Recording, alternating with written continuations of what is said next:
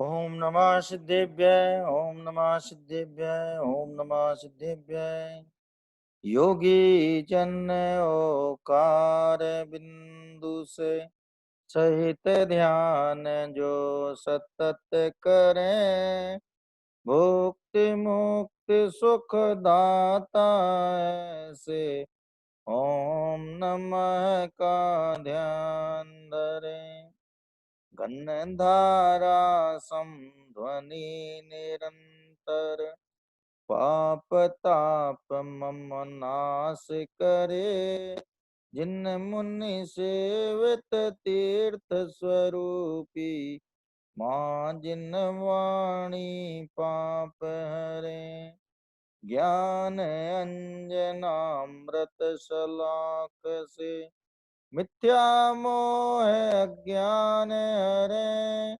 उन श्री गुरुवर परंपरा को, नमन करूं कल्याण करें। जिन सर्वज्ञ प्रणीत यो आगम, गणधर गुरु जो मुदित करें। कुंद कुंद जन नग्न मुनि सम, वचन कहूँ सुन समल अरे। वचन कहूँ सुन समल अरे। सुन वचन अमृत समल अरे। मोक्ष मार्गस्य नेतारं, वेत्तारं कर्म भूभृतां, ज्ञातारं विश्वतत्त्वानां, वन्दे तद्गुणलब्धये। नमः श्री वर्धमानाय निर्धूत कलिलात्मने, सालोकानां त्रिलोकानां यद्विद्यादर्पणायते। तज्जयति परम ज्योति समं समस्तैरनंत पर्यायै। दर्पण तल इव सकला, प्रतिफलति पदार्थ मालिका यत्र। भक्तामर स्तोत्र में अपन 9 छंदों पर चर्चा कर चुके हैं। 9 छंद सभी लोग याद कर रहे होंगे, मैं ऐसा मानता हूं।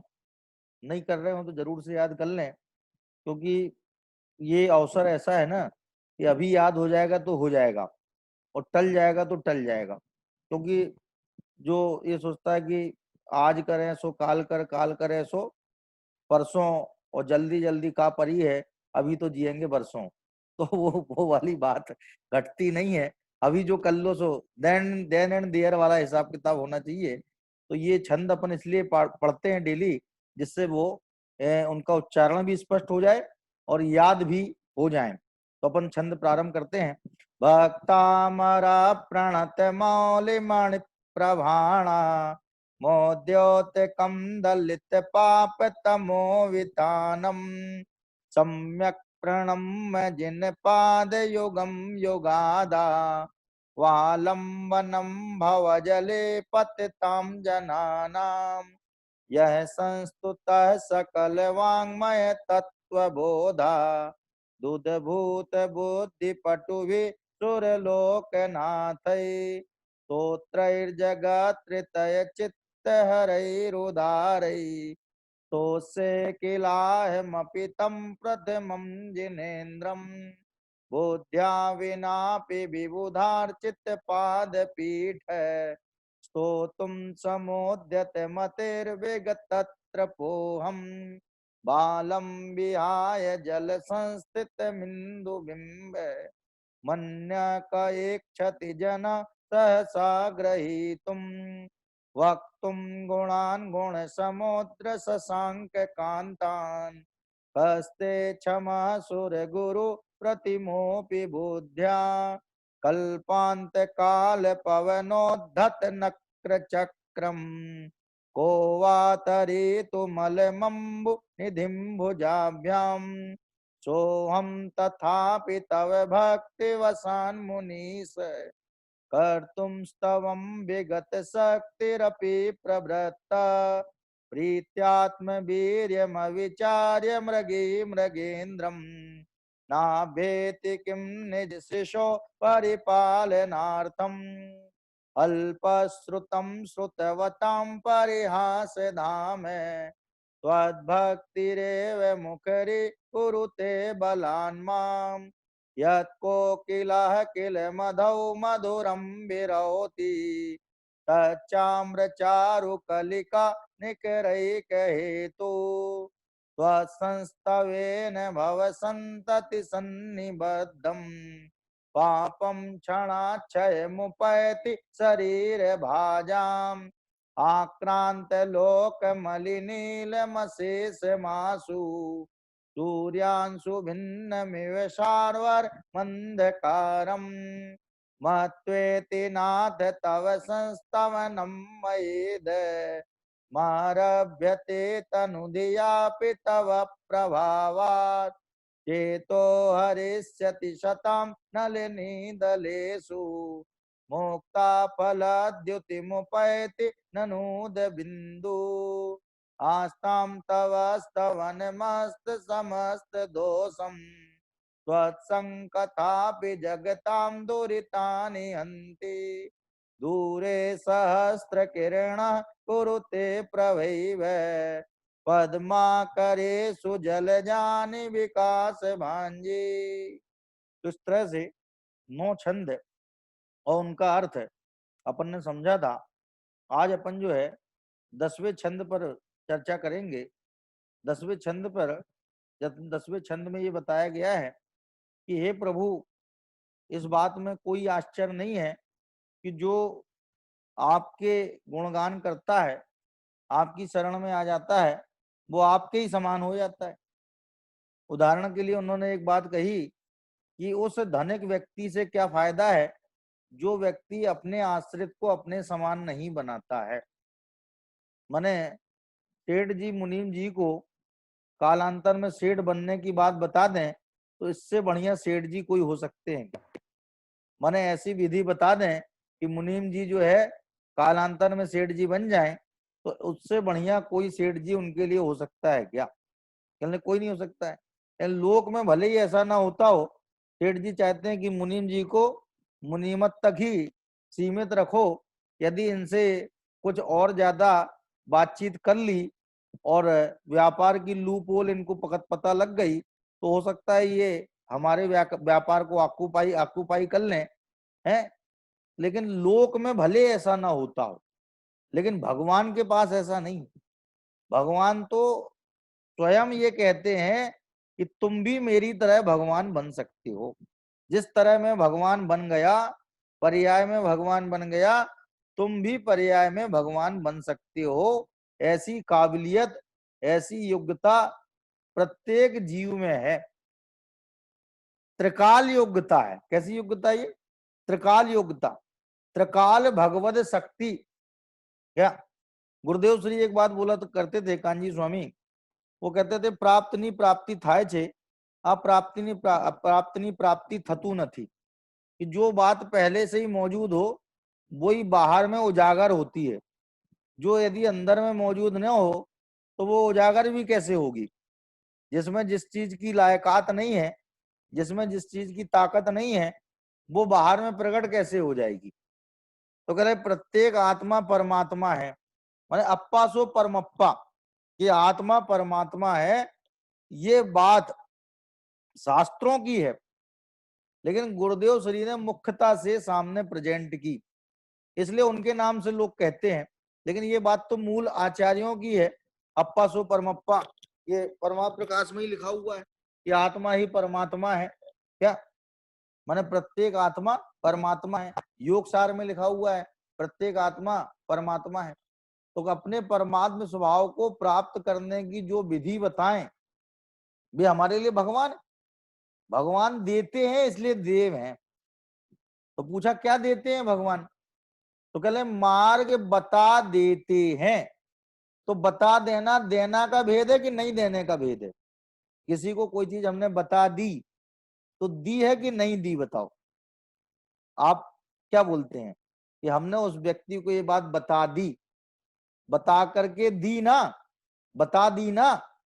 मन नहीं देने का भेद थोड़ी है, देने का भेद है। तो भगवान ने भी अपने को बताया है, बता दी है। कोई विधि बता दी है तो दिया है ना उनने, इसलिए तो वे देव हो गए। देवे सो देव, नहीं देवे सो अदेव, जो न दे वो अदेव, जो दे वो देव। तो ये श्लोक जो है वो श्रेष्ठ उद्धारक को समर्पित है। उद्धारक माने उद्धार करने वाले, क्या तारणहार, भव सागर से तारने वाले ऐसे परमात्मा आदिनाथ भगवान को समर्पित ये श्लोक है। और उन्हें इस श्लोक में उन्हें क्या कहा है? उद्धारक, श्रेष्ठ उद्धारक, कि हे आदिनाथ परमात्मा, आपसे श्रेष्ठ उद्धारक जगत में हो ही नहीं सकता है, क्योंकि आपकी शरण में जो आ जाता है वो आपके समान बन जाता है। तो बताओ इससे बढ़िया और कोई क्या कर सकता है? सेठ जी यदि करोड़पति हैं और अपने मुनीम जी को करोड़पति बना देते हैं, तो बताओ वो मुनीम जी सेठ जी के जीवन भर गुणगान करेगा कि नहीं करेगा? है, डेफिनेटली करेगा।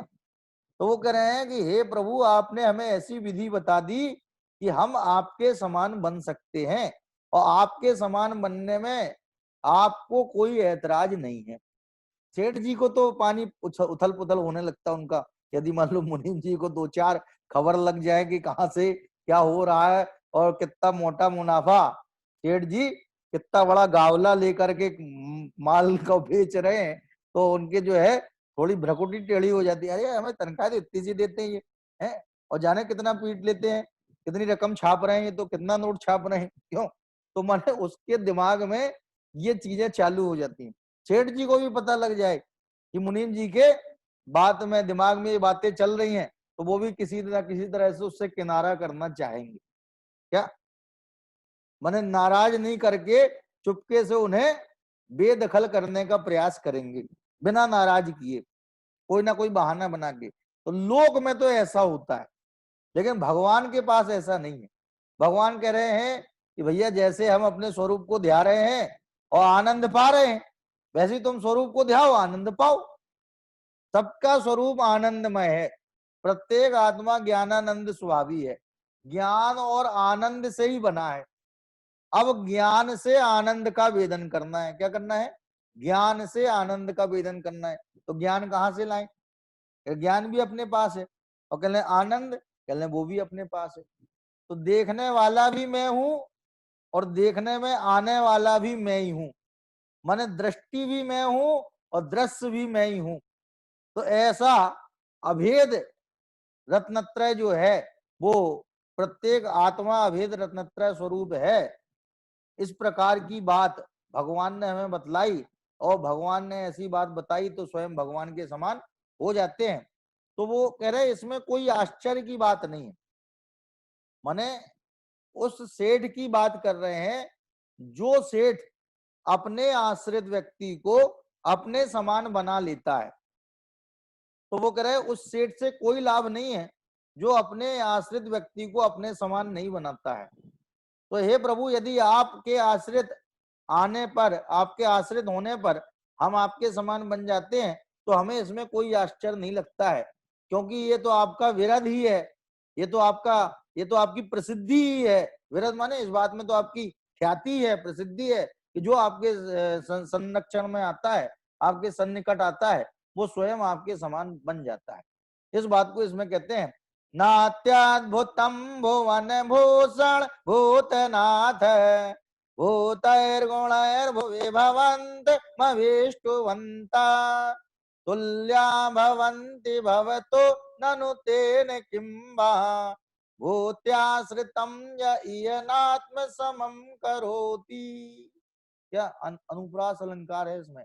देखो, भूतम, भुवन, भूषण, भूतनाथ, भा भा भा, भा की आवृत्ति है। क्या? भा शब्द की, भा अक्षर की आवृत्ति है, इसलिए अनुप्रास अलंकार। माने जो अलंकार की दृष्टिकोण से भक्तामर को देखेंगे तो उन्हें यहाँ पे तमाम अर्थालंकार और शब्दालंकार दिखाई देंगे।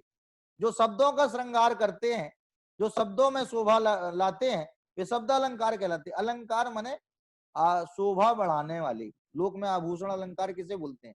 जो शरीर की शोभा बढ़ाए, वो सोना चांदी गहने आदि वे भी अलंकार कहलाते हैं, तो वो शरीर की शोभा बढ़ाते हैं। उसी प्रकार जो शब्दों की शोभा बढ़ाएं वे शब्दालंकार। जो भावों की शोभा बढ़ाए वे अर्थालंकार। तो ये शब्द की शोभा बढ़ा रहा है, अंत कौन सा, अनुप्रास अलंकार। तो इसमें भा भा भा, ये तीनों चार जगह आप भा भा देखिए। भूतम, भुवन, भूषण, भूतनाथ है। भगवान को क्या नाम दिया है, भूतनाथ। भूता नाम नाथा है, ते भूतनाथा। भूतों के जो नाथ हैं वे भूतनाथ हैं। तो कहले भूत कौन है, कहले हम सब भूत हैं। हम सब कौन है, हम सब लोग भूत हैं। वयम भूता, हम सभी भूत हैं। और अस्माकम नाथो भूतनाथो, हमारे जो नाथ हैं वे भूतनाथ हैं। माने जितने प्राणी हैं जगत में, उन सारे प्राणियों के परमेश्वर कौन है, ये आदिनाथ भगवान हैं, प्रथम तीर्थंकर हैं। तो उनको भूतनाथ से संबोधित किया। क्या माने भूतनाथ शब्द कोई वैसा नहीं है। आजकल तो लोग उसे दूसरे, अरे तुम तो पक्के भूतनाथ हो, किसी काम में लग जाते हो तो उसके पीछे ही पड़ जाते हो, भूतनाथ की तरह लग जाते हो उस काम में। ये जी तो ऐसे बोल रहा, बेचारा लगनशील आदमी है, किसी काम को कर रहा है, तुम्हें ये भी नहीं सुहारा है तुम्हें ये भी पसंद नहीं आ रहा है कि वो उस काम में लगा हुआ है, तो लगे रहने दो। वो तुमसे क्या बोल रहा है, कुछ भी तो नहीं बोल रहा है, लेकिन जबरदस्ती उलाहना किसी को देना, ये तुम तो भूतनाथ की तरह लगे रहते हो, क्यों। तो भूतनाथ शब्द का हम भले ही इस रूप में प्रयोग कर रहे हो, बहुत ही निम्न अर्थ में, उपहास उड़ाने के अर्थ में प्रयोग कर रहे हो, लेकिन भाई साहब ये भूतनाथ शब्द जो है भगवान के 1008 नामों में शामिल है। जब हम सहस्त्र नाम से भगवान की पूजा करते हैं, 1008 नाम से भगवान की पूजा करते हैं, तो 1008 नाम में एक भूतनाथ भी है। ये अभी लाया कि नहीं आया इसमें भूतनाथ, ये हे भूतनाथ, हे आदिनाथ परमात्मा, क्या ना अति अद्भुतम, क्या ना अति अद्भुतम भुवन भूषण भूतनाथ है। क्या कि भुवन भूषण, तीनों लोक के आभूषण स्वरूप हे भूतनाथ, ये विशेषण पूरा लंबा है, यहां से विशेषण है, भुवन भूषण भूतनाथ है। भगवान का विशेषण क्या है, भुवन माने तीन लोक, और तीन लोक के आभूषण स्वरूप, तीन लोक के अलंकार स्वरूप हे भूतनाथ। तो भुवन भूषण भूतनाथ है, हे तीन लोक के आभूषण स्वरूप भगवान आदिनाथ। न अति अद्भुतम, इसमें कोई आश्चर्य नहीं है।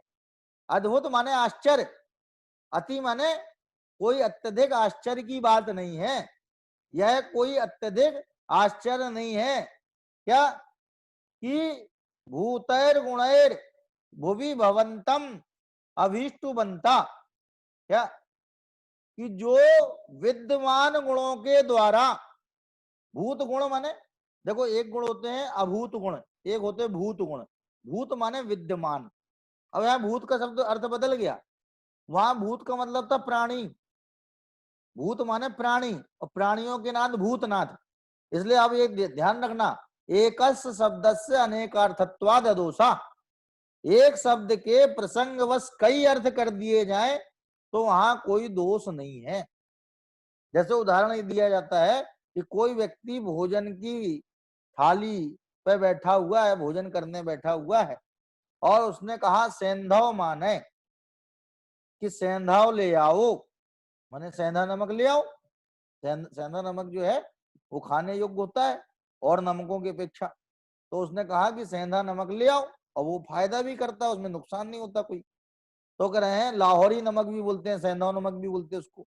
तो कह रहे हैं उसने कहा सेंधा नमक ले आओ, तो सेंधव शब्द का अर्थ हो गया नमक, क्योंकि वो भोजन की थाली पर बैठा है, भोजन करने बैठा है, और उसे नमक की दरकार है, तो उसने कहा सेंधव माना है। अब वो बिल्कुल बढ़िया तैयार होकर के, सूटेड बूटेड होकर के बाहर आके खड़ा हो गया, और उसने अपने नौकर से कहा सेंधव माना है कि सेंधव ले आओ। तो वो सिंधु देश में होने वाले जो ऊंची कद काठी के घोड़े हैं, उनका नाम भी सेंधव है। सिंधु देश में होने वाले अच्छे लंबे तड़ंग, क्या मजबूत कद काठी वाले, क्या हवा के वेग से बातें करने वाले ऐसे तुरंग हैं, जो घोड़े हैं, ऊंची नस्ल के घोड़े हैं, उनका नाम भी सेंधव है। तो अब उसने वहां पे सेंधव कहा, सेंधव आने, सेंधवम आने, मने सेंधव ले आओ। तो क्या उसका नौकर तस्तरी में नमक की कटोरी लाके देगा वहां पर, क्या करेगा, और जब वो भोजन की थाली पे बैठा हुआ है और वो कह रहा है सेंधव माने, तो क्या वो घोड़ा लाके दे देगा अपने मालिक को? तो बताओ, वो भी नौकर भी इस बात को अच्छी तरह भली भांति जानता कि नहीं जानता है कि भाई साहब मालिक को इस समय नमक की दरकार है, तो वो नमक ही सेंधव शब्द से समझता है।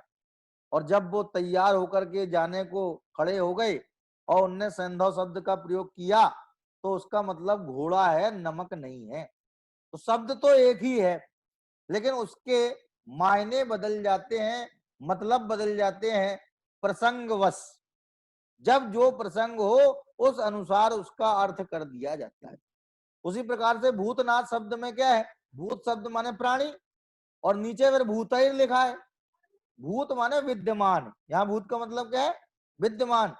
विद्यमान गुणों के माध्यम से भूतैर गुणैर, भुवि माने श्लोक में, भू भू बोलते हैं लोक को, और भुवि शब्द माने इस लोक में, कि विद्यमान गुणों के द्वारा इस लोक में भवंतम अभिष्टु बनता, आपकी स्तवन करने वाले, माने आपका गुणगान करने वाले। सीधा सीधा शब्दों में कहें तो विद्यमान गुणों के माध्यम से आपको चाहने वाले। देखो, गुणों की चाहत होती है जगत में, क्या चलते हैं बताओ? गुण चलते कि नहीं चलते हैं? क्यों? डॉक्टर कितनी काला कलूटा हो, बैंगन लूटा हो, लेकिन यदि वो बहुत अच्छा सर्जन है तो आदमी उसके पास में जाएगा कि नहीं जाएगा ऑपरेशन कराने? नहीं नहीं, वो काला बहुत है, हम नहीं जाएंगे। कोई ऐसा बोलता है क्या? नहीं भाई साहब, आज तक एक केस भी नहीं बिगड़ा उसका। हजारों केस, दिन में 4 केस डील करता है, 4 सर्जरी करता है, और पूरा परफेक्ट है। आज उसको 30 साल हो गए, 35 साल हो गए, पर डे 4 सर्जरी करता है, इससे ज्यादा नहीं करता है क्या? और एक केस बिगड़ा नहीं है। लेकिन देखने में ऐसा करिया भिलंग है कि बच्चा देख ले रात में तो डर जाए, सूसू उतर जाए उसकी, क्या? तो बताओ, इस आधार पे कि काला कलूटा बैंगन लूटा है ये, इस आधार पे क्या उस डॉक्टर से सर्जरी करवाने को कोई मना कर देगा? माने गुणों की पूजा होती है लोक में। लोक में रूप नहीं पूजा जाता, लोक में गुण पूजे जाते हैं। क्या वो कहते हैं? विद्या विहीना पशु, उसमें लिखा है विद्वान सर्वत्र पूज्यते। तो विद्वान क्यों पूजे जा रहे हैं? कि भाई साहब उनकी विद्या पूजी जा रही है।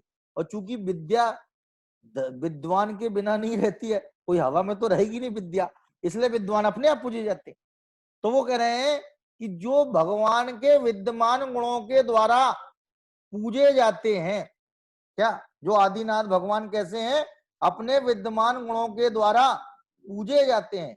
अर्थात भूतैर गुणैर, विद्यमान गुणों के माध्यम से, भुवि माने लोक में, भवंतम माने आपको, अभिष्टु बनता है माने चाहने वाले। जो विद्यमान गुणों के आधार पर, जैसे भगवान में कौन से विद्यमान गुण है? वीतरागता है, सर्वज्ञता है, ये उनके विद्यमान गुण है। अविद्यमान गुण कौन से हैं? कि द्रौपदी को चीरे बढ़ायो और सीता प्रति कमल रचायो और अंजन से किए अकामी और दुख में तो अंतर जामी। ये अविद्यमान गुण है। भगवान ने किसी द्रौपदी का चीर नहीं बढ़ाया, भगवान ने किसी कामी अंजन को तारा है नहीं, क्या? और सीता के प्रति कमल की रचना भी उनने नहीं की। तो अविद्यमान गुणों से स्तुति करना और विद्यमान गुणों से स्तुति करना, बताओ सशक्त स्तुति कौन सी होगी? मैं आप लोगों से पूछता हूं, सबसे दमदार स्तुति कौन सी कहलाएगी? जो भगवान के विद्यमान गुण हैं उनके आधार पर स्तुति की जाए वो दमदार है, कि जो अविद्यमान है, जो गुण उनमें है ही नहीं, उनके आधार पर इनको स्तुति की जाए वो दमदार है? अरे कंपाउंडर है कोई व्यक्ति, तो उसको कंपाउंडर का रिस्पेक्ट दीजिए, क्या दीजिए? और यदि कंपाउंडर को डॉक्टर का रिस्पेक्ट मिलता है ना, तो कंपाउंडर भी समझ जाता है कि कोई ना कोई इसको काम है हमसे, तभी मुझे डॉक्टर साहब कह के बोल रहा है। जबकि ये जानता है कि मैं कंपाउंडर हूं और फिर भी मुझे डॉक्टर साहब कह रहा है, इसका मतलब ये अपना उल्लू सीधा करना चाहता है। तो क्योंकि वो डॉक्टर नहीं है, उसमें डॉक्टर संबंधी गुण भी नहीं है, वो अविद्यमान गुण है। तो कह रहे हैं विद्यमान गुणों के माध्यम से, क्या लिखा है? भूतैर गुणैर, विद्यमान गुणों के माध्यम से, भुवि माने लोक में, भवंतम माने आपको, हे भगवान आपको, अभिष्टु बनता, क्या? चाहने वाले, जो आपको विद्यमान गुणों के आधार पर श्लोक में चाहते हैं वे भवतो तुल्या भवंती, आपके समान हो जाते हैं। क्या हो जाते हैं? कि जो भगवान को विद्यमान गुणों के माध्यम से जानते हैं, चाहते हैं, उनकी पूजा अर्चना करते हैं, वे कालांतर में आपके समान हो जाते हैं। क्या? तो कह रहे ननु तेन किम्बा, कहते इसमें क्या आश्चर्य की बात है? ये वास्तव में इसमें क्या, इससे क्या आश्चर्य की बात है? फिर से देखिए, नात्यद्भुतम भुवन भूषण भूतनाथ है कि हे भुवन भूषण भूतनाथ, हे तीन लोक के आभूषण स्वरूप भूतनाथ, तीन लोक के अलंकार स्वरूप, तीन लोक की के शोभा स्वरूप ऐसे भूतनाथ, ऐसे आदिनाथ। भूतनाथ बोले आदिनाथ बोलो एक ही बात है, भूतों के नाथ भूतनाथ।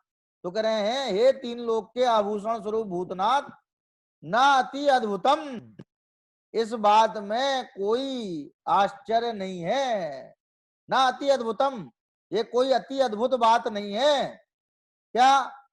कि भूतैर गुणैर भुवि भवंतम अभीष्टु बनता, विद्यमान गुणों के द्वारा, भूतैर गुणैर विद्यमान गुणों के द्वारा, भुवि माने श्लोक में, भवंतम अभीष्टु बनता, वो माँ यहां लीजिए, आप बाहर आ जाएगा। जब आप माँ को यहां ले लेंगे, भवंतम में बिंदी धर दीजिए, बिंदी, या बिंदी नहीं धरना चाहते हैं तो माँ लिख करके नीचे हलंत लगा दीजिए, तो भी बात वही कहलाएगी। तो कह रहे हैं भवंतम में माँ इधर आ गया तो आ उधर पहुंच गया। अभीष्टु बनता है माने चाहने वाली। क्या? तो कह रहे हैं विद्यमान गुणों के माध्यम से इस लोक में आपको चाहने वाले भवतो तुल्या भवंती, कि आपके समान हो जाते हैं। जो आपको आपके विद्यमान गुणों के आधार पर, तो कैसे हो जाते हैं भाई? जो भगवान को सर्वज्ञता की नजर से देखेगा, ये सर्वज्ञ परमात्मा है। भगवान को वीतरागता की नजर से देखेगा, ये वीतराग परमात्मा है। तो वीतरागता देखने पर, सर्वज्ञता देखने पर स्वभाव ख्याल में आएगा कि वीतरागता आई कहां से इनके पास, ये सर्वज्ञता आई कहां से? चले अपने अंदर से आई। कहीं इनने इनने गिफ्टेड गिफ्टेड नहीं है, गिफ्ट नहीं हुई है इनको सर्वज्ञता, किसी ने गिफ्ट कर दी है। कि पार्श्वनाथ भगवान जब गए तो भगवान महावीर को सर्वज्ञता दे गए, और पार्श्वनाथ भगवान को नेमिनाथ भगवान दे गए। तो गिफ्टेड आइटम नहीं है ये, सर्वज्ञता वीतरागता गिफ्टेड नहीं है, ये अंदर से उपार्जित है। तो वो जब इस बात को समझ लेगा कि वीतरागता सर्वज्ञता जैसे महान गुण भी अंदर से आए हैं, इसका मतलब अंदर है तभी तो आए। और कहने लगे इनके अंदर से आए हैं तो क्या इन्हीं में है? कहले ना, ये तो सभी के पास है।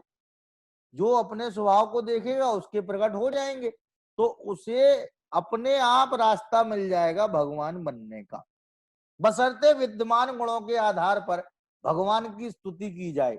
यदि वो अविद्यमान गुणों के आधार पर जो असद्भुत व्यवहार का विषय है कि द्रौपदी को चीर बढ़ायो, तो वो क्या होगा? फिर बाहर डोलता रहेगा कि भैया आपने तीन तीन काम कर दिए, दुख में तो अंतर्यामी। मैंने कभी भी देखो कितना चतुर है कि भगवान के तीन काम गिना दिए पहले से ही, कि आप मना नहीं कर पाओगे। अब पहले ही बता दिए कि हे प्रभु आपने तीन तीन काम किए हैं, और अब हमारे भी दुख को आप ही मेटो। यदि आप मना करते हो तो हम पहले ही आपको बता चुके हैं कि आप ये तीन लोगों के दुख मेट चुके हो। द्रौपदी का चीर बढ़ाया आपने, और सीता के प्रति कमल की रचना की है, और अंजन जैसे कामी जीवों को अकामी माने सिद्ध पद प्राप्त करा दिया है। तो आप मेरा भी दुखों का नाश कर दीजिए। तो कभी की ये असद्भुत व्यवहार में से स्तुति है, लेकिन ये अविद्यमान गुणों के आधार पर। कौन सी है? अविद्यमान गुणों के आधार पर। देखो ऐसा है ना, यदि ये स्तुतियां नहीं लिखते, आप सोच रहे होंगे कि ऐसी स्तुतियां लिखी क्यों? अविद्यमान। तो भाई साहब हम लोगों को क्या है कि कोई ना कोई कर्ता व्यक्ति चाहिए। कौन चाहिए? कर्ता। और कर्ता माने जो हमारे दुखों का हरण करता हो। क्या हो? हमारे दुखों का नाशक हो। तो हम अन्य मत के फेर में चले जाएंगे, क्योंकि वहां पर तो यही बातें हैं। तो वहां से हटाने के लिए कहा कि मान लो कोई किसी अन्य मत के देवी कल्पित देवी देवता को पूछता है, और ये मान के पूछता है कि ये हमारे संकट के हरने वाले हैं, दुख कष्ट के पीड़ा के हरने वाले हैं, तो वहां से हटाने के लिए कहा कि भैया वो नहीं हरेंगे, ये हरेंगे। ये पारसनाथ संकट मोचक हैं। कौन है? ये संकट मोचक है पारसनाथ, वे नहीं है। इधर आओ तुम पहले। तो कहले वहां से कम इधर तो आ गया वो। क्या माने समझो, वो लॉलीपॉप दिखाई है। क्या दिखाई है? लॉलीपॉप, कि भैया इधर आओ, इधर आओ, इधर आओ, तुम्हें दे रहे हो, इधर आओ, तुम्हारे जितने संकट दूर होंगे यहीं पे दूर होंगे, यहीं आ जाओ। जब यहाँ अंदर आ जाएगा, मंदिर में आ जाएगा, तो सही बात बता देंगे उसको कि भैया ये भी संकट दूर नहीं करते हैं, लेकिन जो इनकी निरंतर आराधना ध्यान साधना करता है उसके संकट स्वयं भी दूर हो जाते हैं, उसे अरदास करने की जरूरत नहीं है। तो बताओ, पहले ही मना कर दे, मान लो पहले ही उसको कह दें जो बाहर में लगा हुआ है, और पहले ही कहते हैं नहीं नहीं ये भगवान तो कुछ करते ही नहीं है, तुम्हारा आने से भी कोई फायदा नहीं होगा। तो बताओ, इतना नेगेटिव सुन करके वो बेचारा एक बार आने की भी सोचेगा तो अब दोबारा नहीं सोचेगा, कि अन्य तो पहले ही मना कर दिया कि ये कुछ नहीं करेंगे। तो आचार्यों ने ऐसा भी असद्भुत व्यवहार में ऐसे लिखा, द्रौपदी को चीर बढ़ायो, सीता प्रति कमल रचायो। ये सब सम्यक दृष्टियों ने लिखी है। किसने लिखी है बताइए? सम्यक दृष्टि आचार्यों ने, विद्वानों ने ये बातें लिखी है, असद्भुत व्यवहार नहीं की। ये भी जिनवाणी का एक अंग है, जिनवाणी का एक नय है। इसलिए इस नय का कथन अपने को समझना चाहिए कि भाई साहब, और देवी देवताओं के जंजाल से, उनके चक्कर से छुड़ाने के लिए हम उनके चक्कर में पड़ के घनचक्कर न बन जाएं और वहीं वहीं गोते न खाएं। इस अर्थ में उन्होंने हमें ये बताया कि जो कुछ करेंगे तो ये अपने 24 तीर्थंकर ही करेंगे और कोई नहीं करेगा। क्या? तो ये अविद्यमान गुणों के आधार पर जो स्तुति की गई उसका ये प्रयोजन था। लेकिन यहाँ पे विद्यमान गुणों के आधार पर स्तुति करते हुए वो कह रहे हैं कि नात्याद्भुतम भुवन भूषण भूतनाथ है। हे भुवन के आभूषण स्वरूप भूतनाथ है, हे तीन लोक के आभूषण स्वरूप भूतनाथ है। न अति अद्भुतम, न अति, देखो आ लिखा है डंडा, डंडा को आ बना लो और ती में छोटी कर लोगे ना तो वो या गायब हो जाएगा और या का जो है आ जाएगा। न अति अद्भुतम, दा जो पूरा हो जाएगा, न अति अद्भुतम, दा आधा है तो उसका बन जाएगा अति का आ निकल आएगा और ई या गायब होके ई बन जाएगा, छोटी ई। संप्रसारण बोलते इसको संस्कृत में, ई का या का ई रूप संप्रसारण हो गया। तो कह रहे हैं ना अति अद्भुतम, यह कोई आश्चर्य या अद्भुत बात नहीं है। क्या अद्भुत बात नहीं है? कि भूतैर गुणैर भूमि भवंतम अभिष्टु बनता, विद्यमान गुणों के द्वारा जो आपको चाहते हैं, जो आपको जानते हैं, जो आपकी आराधना करते हैं, वे भवतो तुल्या भवंती। क्या? वे आपके समान हो जाते हैं वास्तव में। अब देखो उदाहरण दे रहे, ये मैं 2.5 लाइन में तो सिद्धांत की बात बताई और 1.5 लाइन में उदाहरण दे रहे। वो कह रहे ननु तेन किंबा, उस व्यक्ति से क्या फायदा है। ननु माने वास्तव में, तेन किंबा, उस व्यक्ति से क्या फायदा है। तेन माने उससे, किससे? यह जो यह लिखा ना लास्ट में, अब देखिए 4थी लाइन में यह शब्द लिखा है, तो या का मतलब जो, या का मतलब क्या, जो छोटा या लिखा ना माने जो, ये माने इस लोक में, ये लोक परलोक में होता ना, तो या माने जो इस लोक में भूत्याश्रितम आत्म समम न करोति ननु तेन किंबा, कि अपने आश्रित व्यक्ति को अपने समान नहीं कर देता है, उस व्यक्ति से क्या फायदा है। माने फायदा तो उसी व्यक्ति से है जो अपनी शरण में आए हुए व्यक्ति को अपने समान बना ले। माने कोई राजा की शरण में जाए और वो चपरासी बन के रह जाए, राजा का दास बन के रह जाए, तो उलाहना दे रहे हैं उस राजा से क्या फायदा है जो अपने आश्रित को चपरासी बना ले। उससे क्या फायदा है? फायदा तो उससे है कि जो अपने समान राजा बना दे उसको। तो कह रहे हैं ननु माने वास्तव में, तेन किंबा, उस व्यक्ति से क्या फायदा है। किस व्यक्ति से? या माने जो, ये माने इस लोक में भूत्याश्रितम, अपने आश्रित व्यक्ति को आत्म समम न करोति, नात्म समम लिखा ना, तो ना करोति के पहले लगा दो, कि जो अपने आश्रित व्यक्ति को अपने समान नहीं कर देता है। अपने समान नहीं बना देता है। ठीक है, फिर से देख लो उसको, कह रहे हैं भुवन भूषण भूतनाथ है, हे तीन लोक के आभूषण स्वरूप भूतनाथ, हे तीन लोक के अलंकार स्वरूप वीतराग परमात्मा, हे तीन लोक के शोभन स्वरूप भगवान आदिनाथ है। ना अति अद्भुतम, इसमें कोई अति आश्चर्य की बात नहीं है। किस बात में? कि भूतैर गुणैर, विद्यमान गुणों के माध्यम से, भूवि माने श्लोक में, भवंतम माने आपको, अभीष्ट बनता है माने चाहने वाले, विद्यमान गुणों के आधार पर आपकी आराधना करने वाले, विद्यमान गुणों के आधार पर आपको जानने वाले, आपको चाहने वाले, क्या भवतो तुल्या भवंती, आपके समान हो जाते हैं। और कह रहे ननु माने वास्तव में, तेन किम्बा, उस व्यक्ति से क्या फायदा है, उस व्यक्ति से क्या सरोकार है। किम्बा, उस व्यक्ति से क्या फायदा है। किम का मतलब होता है प्रयोजन। किमर्थम अत्र भवता आगतम, आप यहां क्यों आए हो। तो किम का मतलब क्या हो गया, प्रयोजन। तो कह रहे ननु तेन किम्बा, कि वास्तव में उससे क्या फायदा है, या माने जो ये माने श्लोक में भूत्याश्रितम